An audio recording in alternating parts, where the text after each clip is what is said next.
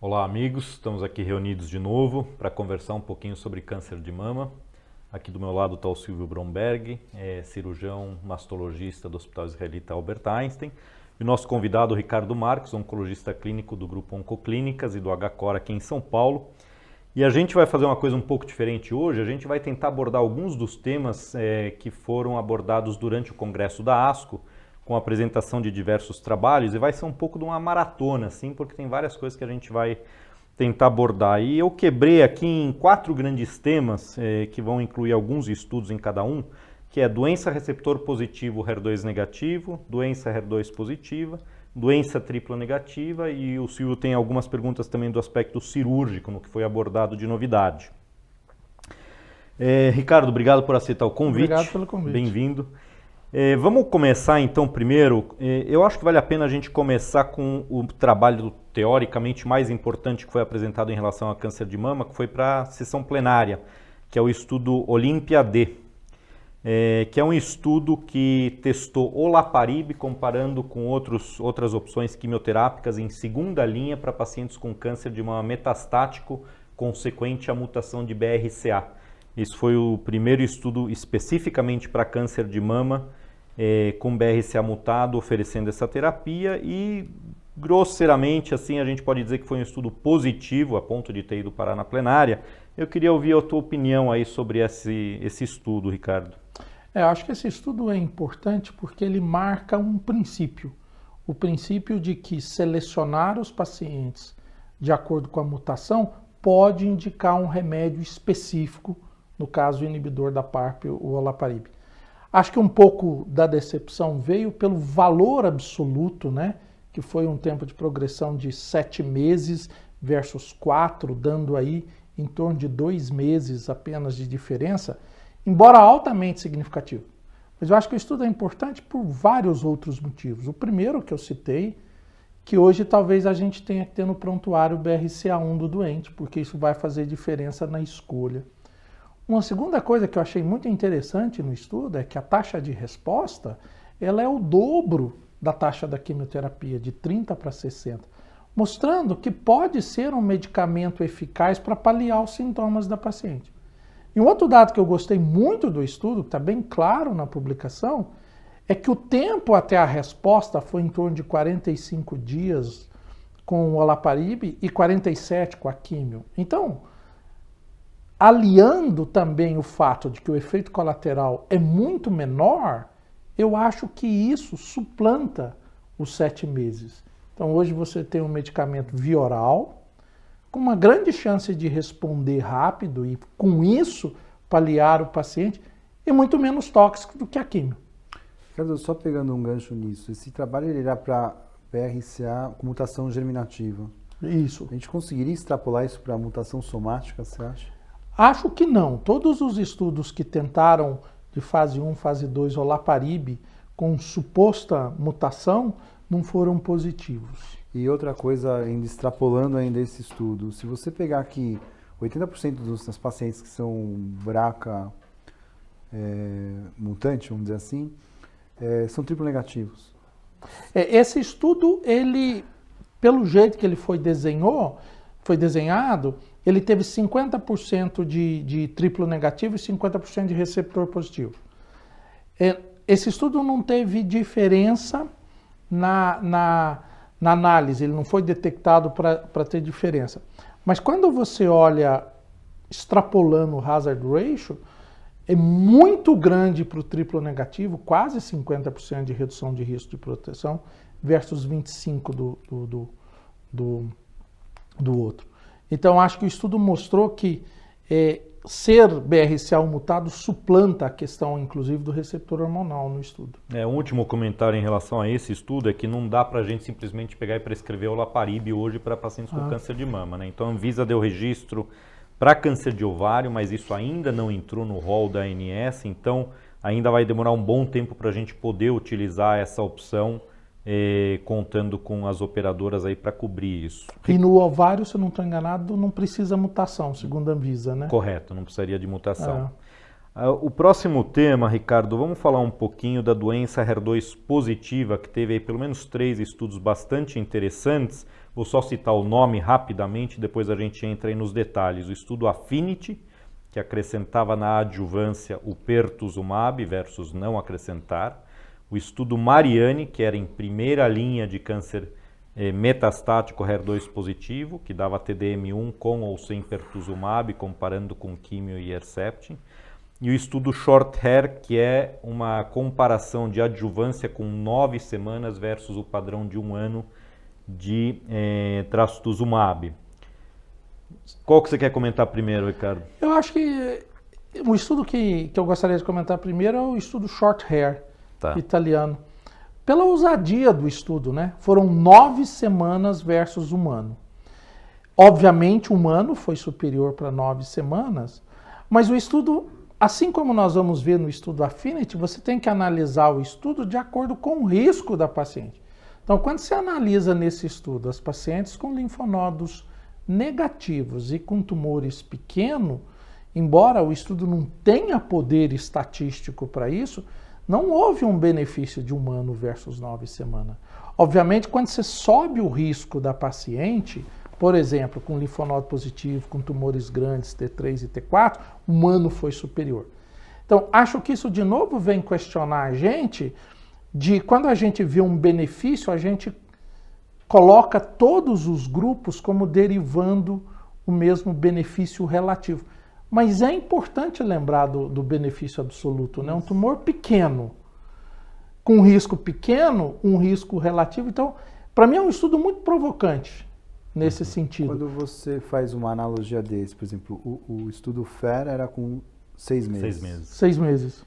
E também com critérios de não inferioridade. Então, assim, se você, dentro da situação que você colocar, se você pegar uma paciente com um tumor de 0,5 centímetro ou 1 centímetro HER2 positivo, você acha que a gente estaria, seria permitido... Não, acho que não. Acho que isso a gente deve manter humano. Eu não faria isso na prática clínica. Mas aonde eu acho que essa informação pode ajudar? Naquela senhora mais idosa, que você fez as 12 semanas de Taxol junto com o HER2 e por acaso ela desenvolve depois de 5, 6 meses uma redução importante na fração de ejeção. Acho que se ela é linfonodo negativo, o tumor é pequeno, pode deixar o médico mais confortável se ela não recuperar a fração de ejeção. Eu falo desse grupo de pacientes porque com muita frequência a gente tem falado que a cardiopatia é pequena. Quando você pega a análise retrospectiva do MD Anderson de pacientes idosas, é quase 10% ou 11% de cardiopatia. Então, quando eu vi esse estudo, eu pensei nisso, na senhora idosa, e todos nós enfrentamos essa senhora, que você para o remédio, o eco demora a melhorar. Talvez essa senhora com um tumor pequeno, 6, 8 meses, o eco não está recuperando, a gente teria um conforto maior. Esse é o segundo estudo agora que tenta provar não inferioridade para um período menor de exposição a trastuzumab, embora os dois estatisticamente não tenham conseguido provar que menos tempo não é inferior a 1 ano, os dois bateram na trave, né? Inclusive nesse Short Hair existiam 79, 80% de probabilidade de que de fato não seja inferior às 9 semanas. Eles fizeram uma análise bayesiana, né? Isso, de que não seja inferior que 1 ano. Então, assim, eu fico pensando em algum país ser ainda menos favorecido do que o nosso. Eu acho que é extremamente razoável que seja considerada essa opção, embora eu também concorde com o Ricardo que a gente não deve mudar no nosso consultório o padrão de tratamento nesse momento. O segundo estudo interessante de comentar é o Affinity. Né? Acho que o melhor resumo do Affinity é a combinação, o duplo bloqueio mais quimioterapia é estatisticamente superior em reduzir o risco. Mas eu acho que é só aí que dá para parar, porque a partir daí a gente vai ter que se perguntar em quais grupos. E eu acho que o estudo é muito claro que a paciente com risco baixo, definido como linfonodo negativo e receptor positivo, não derivou benefício. E no grupo que mais deriva benefício, o benefício absoluto é 1,8%, 2%. Então eu diria que é o estudo que é francamente positivo do ponto de vista estatístico, mas que vai dar um trabalho para a gente integrar isso do ponto de vista clínico. Até porque seriam necessários tratamento de sempre 12 mulheres para você beneficiar uma, do ponto de vista de recidiva. Então, nós não estamos nem do falando ponto de de vista prático, mortalidade. você não acha que o duplo bloqueio na adjuvância, teoricamente, está perdendo? Eu acho que a gente vai fazer o seguinte, quando o risco for pequeno, linfonodo negativo, receptor positivo, provavelmente a gente vai ficar sem duplo bloqueio. E quando a paciente tiver um linfonodo positivo, receptor negativo, um tumor grande, a gente vai pensar no duplo bloqueio, né? Isso é o que a gente faria hoje.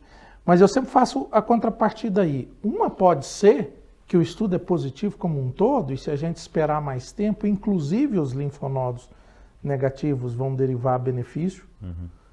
Por outro lado, não esperem grandes benefícios.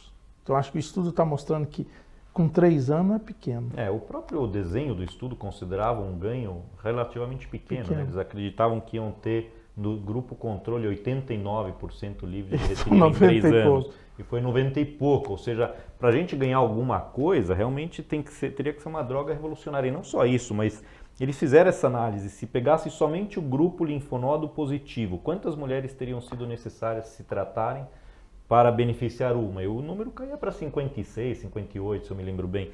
Então, mesmo para esse subgrupo, ainda assim a gente estaria overtreating, estaria tratando um excesso de mulheres para beneficiar uma, a um custo financeiro monumental, embora a toxicidade aceitável. Né? Só pegar um gancho antes de você falar do Mariane.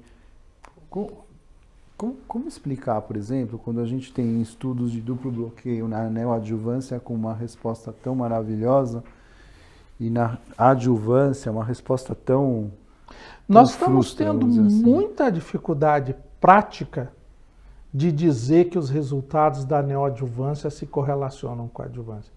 Eu acho que nós vivemos um período de euforia, onde muita gente chegou a escrever editorial que a gente podia fazer tudo na neoadjuvância e depois pôr para a adjuvância e os números caem. Tem várias explicações. Uma delas é que os mecanismos de resistência que operam num tumor na neoadjuvância, um tumor grande, são diferentes de um tumor inicial. Essa é uma delas. O segundo, que é muito importante, a neoadjuvância só vai trazer impacto porque, na realidade, é o seguinte, quando um paciente não tem resposta patológica completa, um bom número dessas pacientes ficam vivas. Não morrem todas, um bom número fica viva. Se eu agora aumentar a taxa de resposta patológica e ela coincidir com um grupo que não tem resposta patológica completa, mas que vive muito, eu não vou ver benefício na adjuvância. Então, de novo, a neoadjuvância pode ser muito mais um marcador de sensibilidade da doença do que propriamente eu estar mostrando que o tratamento é bom. Porque para poder melhorar, as pacientes que não têm resposta patológica completa e morrem, se elas puderem ter resposta patológica, onde vai o meu aumento de sobrevida.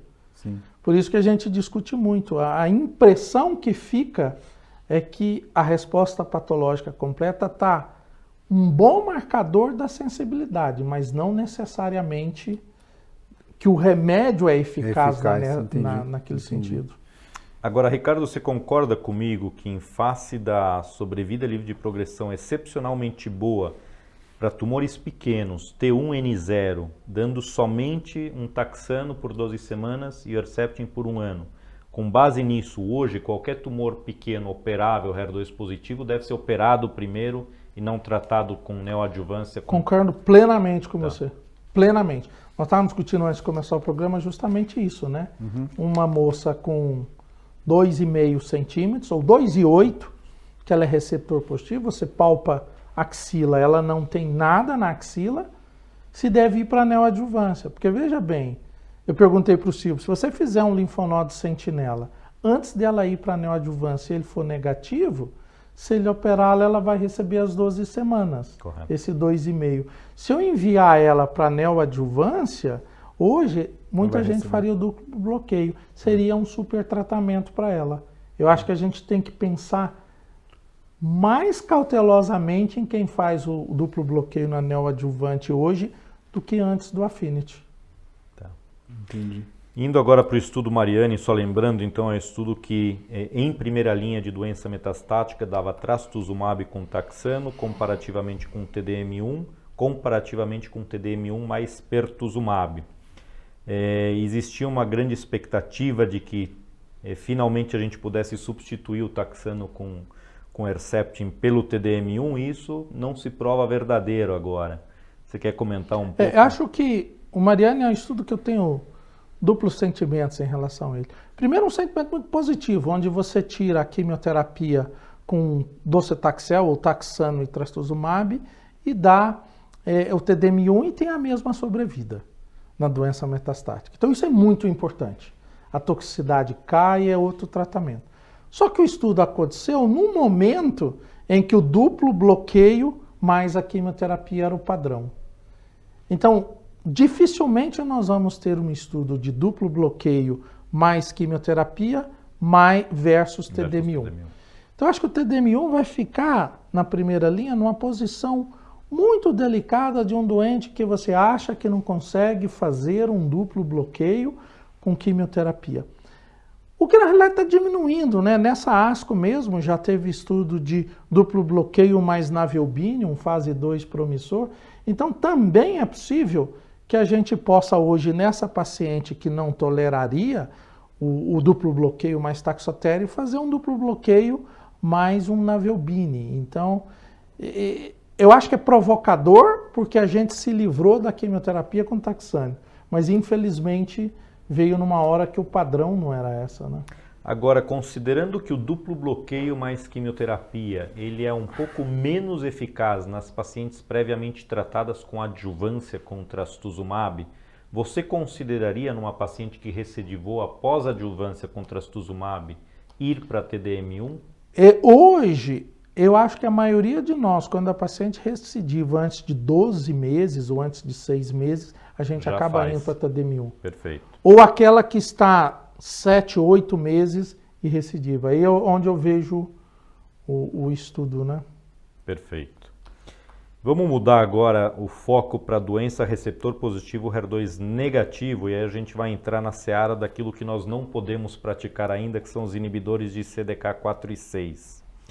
Foram apresentados 2 trabalhos lá. Um deles é um segmento em relação ao PALOMA-1, que é um estudo de fase 2, de mulheres que, após progressão da doença em vigência de inibidor de aromatase, passavam a acrescentar o inibidor de CDK4 e 6 à hormonioterapia.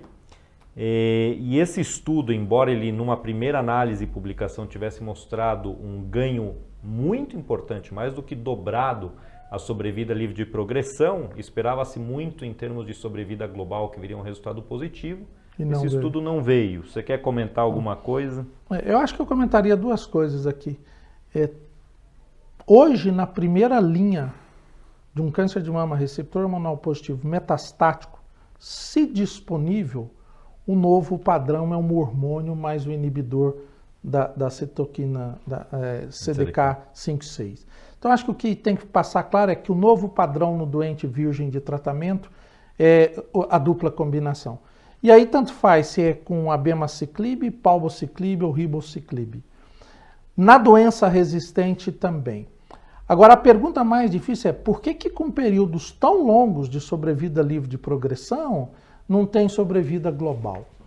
Eu costumo dizer o seguinte, os estudos são feitos para a gente passar um remédio no FDA, mas como é que a gente vai usá-lo, nem sempre o estudo ajuda. Por exemplo, me causa estranheza que a maioria do grupo que não recebeu CDK-CD6 tem a mesma sobrevida. Então, fico me perguntando se, na realidade, o que aconteceria com essas mulheres se elas tomassem o hormônio e depois fossem expostas. Uhum. Então, para mim, tem um certo quê de decepção ao saber que mesmo eu não dando CD4 e CD6 na progressão, eu não aumento a sobrevida dessas pacientes. Isso me incomoda. Porque seria como se eu desse 2 tratamentos para um grupo e desse um tratamento só. E quando eu dou um tratamento só, a paciente não sobrevive mais, ou não sobrevive menos. Porque talvez a pergunta fundamental não é essa para o clínico. A pergunta fundamental é como sequenciar melhor os remédios. E ficou mais confuso ainda agora, né? Eu lembro na época do Everolimus, a gente também ficou eufórico quando aumentou sobrevida livre de progressão. E depois não veio global. E depois veio sem alteração na sobrevida global. Agora a gente ficou eufórico com 3, não uma molécula. 3 moléculas de inibidores de CDK4 e 6 e agora a primeira delas, pelo menos nesse fase 2, preliminarmente, não tem repercussão em sobrevida global, a se esperar o resultado dos fase 3. Então eu acho que foi sim um banho de água fria, por mais que seja um estudo de fase 2. Silvio, você queria abordar a questão cirúrgica? Não, antes disso só dá uma coisa que eu acho importante é o papel da antraciclina.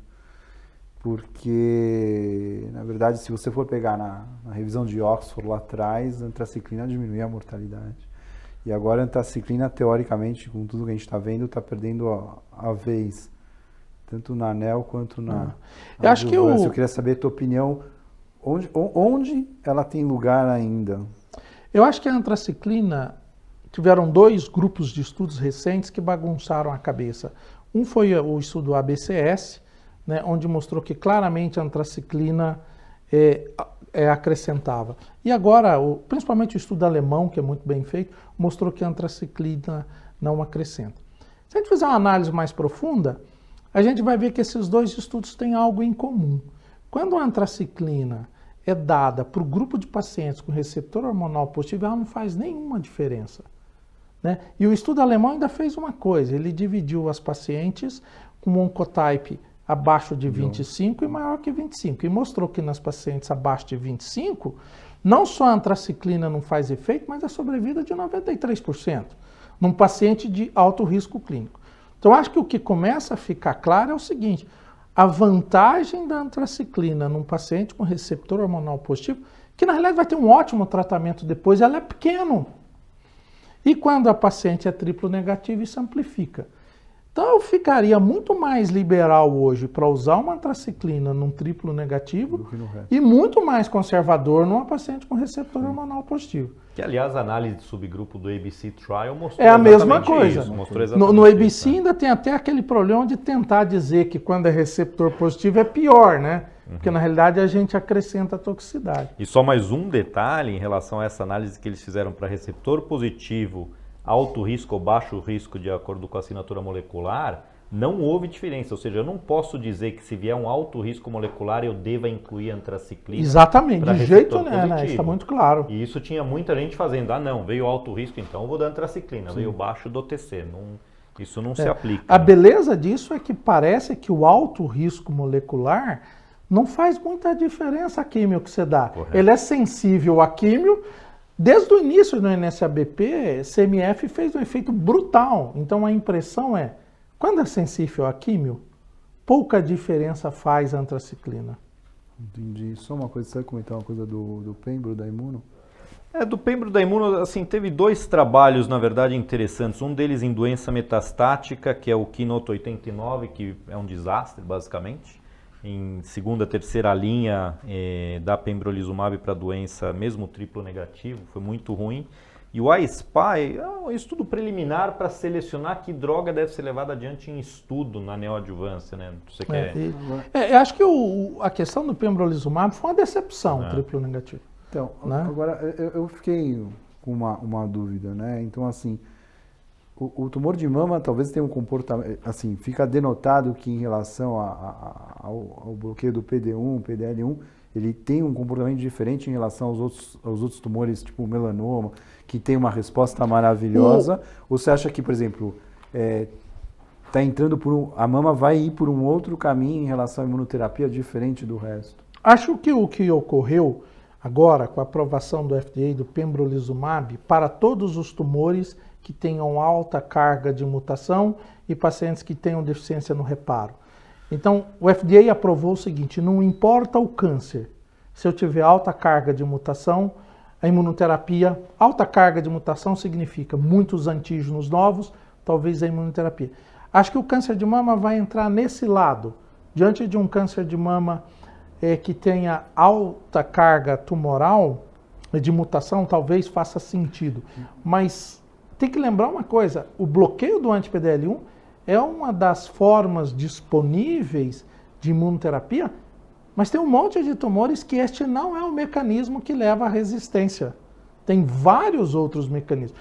Acho que o anti-PDL1 está caminhando parecido com o bevacizumab. A gente faz uma teoria geral de angiogênese, uma teoria geral de imunoterapia, acha um remédio para um pedacinho da teoria, e aí o remédio serve para tudo. É uma boa analogia. Então, eu acho o seguinte, a imunoterapia, todos os estudos de infiltrado linfocitário, todos os estudos condicionando infiltrado linfocitário à resposta patológica completa, à sobrevida, são muito fortes do papel do sistema imune no câncer de mama. Nós não podemos ignorar isso. Agora, eu acho que a gente escolheu um dos componentes que não é tão preponderante como é no melanoma ou no rim. Mas eu não acho que a gente invalidou, eu tenho medo que a gente invalide um conceito importante, porque o remédio... Mas o infiltrado, por exemplo, hoje ele faz parte do laudo anatomopatológico de muito... Infiltrado linfocitário, sim. O PDL1 ainda não. Então, mas teoricamente, se você tiver um marcador que venha na imunistoquímica de PD1, então teoricamente... Então, mas isso valia, por exemplo, para benefício relativo de Herceptin, benefício relativo de carboplatina. Quanto mais linfócito infiltrando tem, maior o benefício relativo. Mas a gente não opta por fazer ou não fazer carboplatina por causa disso. Entendi, é uma redundância. Então, o que ele diz é, o sistema imune é importante, nós ainda não entendemos como. Exatamente como... Mas que é. Entendi. Outra coisa importante que foi citado, talvez a única vírgula cirúrgica, né, da ASCO, foi em relação ao Consorte, que na verdade foi o guideline que foi lançado em 2013, publicado em 2014, sobre as margens, considerando margem positiva, quando o tumor estava na tinta. E a Mônica Moro mostrou realmente no evento que, com a aplicação desse conhecimento, você aumentou em 13% as cirurgias conservadoras, diminuiu as mastectomias unilaterais e bilaterais, né? E diminuiu as reoperações até em cerca de 7%. Então, mostra que esse dado é fundamental, até economicamente. Né? Então, não sei se você sentiu ou tem algum comentário, como você Eu vê acho isso? que o que você falou e o que a Mônica mostrou é que, assim, tem um sentido clínico se apegar à medicina baseada em evidência. Eu acho que vocês vivem com as margens, vocês cirurgiões, a mesma desconfiança quando vê cirurgia conservadora, a mesma desconfiança do linfonodo sentinela, de alguma resistência do sujeito achar... Eu costumo brincar que uma frase que eu gosto muito é assim, ó, nem tudo que faz sentido tem fundamento. Então, às vezes o sujeito acha que faz sentido ter uma margem maior, mas não tem fundamento. E eu acho que o que ela mostrou é, olha, apegue-se à literatura que você faz um bem para o paciente. Pare com essa coisa de tentar, cada paciente tem, eu acho que pelo jeitinho, eu acho que se a gente seguir certas normas bem evidentes, sem pensar muito, o benefício é gigantesco para o paciente. O recado é, aderir ao protocolo é uma boa conduta. É uma boa conduta. Você não prejudica a paciente. Sem dúvida. Obviamente isso vai contra a cultura, né? Veio lá meio milímetro de margem.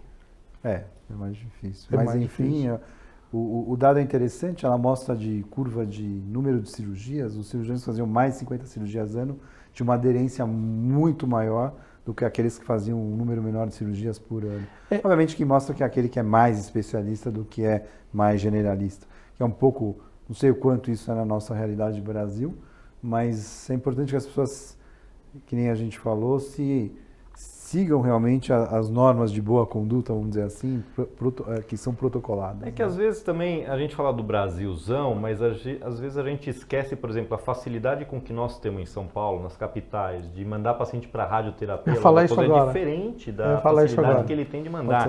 Então eu até entendo o desconforto de um cirurgião que não vai conseguir fazer a radioterapia, de fazer algo maior, maior, né? Eu acho que esse ponto é fundamental. Sem dúvida. Aquele estudo é numa situação ideal, a gente vive uma situação ideal, Sim, porém há quem não vive. a quem não viva. E aí eu acho que a margem mais generosa faz sentido. Sem dúvida. Muito Tá bom. bom, acho que é isso, Ricardo. Mais alguma coisa? Não, acho que não. Muito Tá bom. bom. Obrigado. Obrigado, Ricardo. Muito bom. Obrigado, Obrigado. Silvio.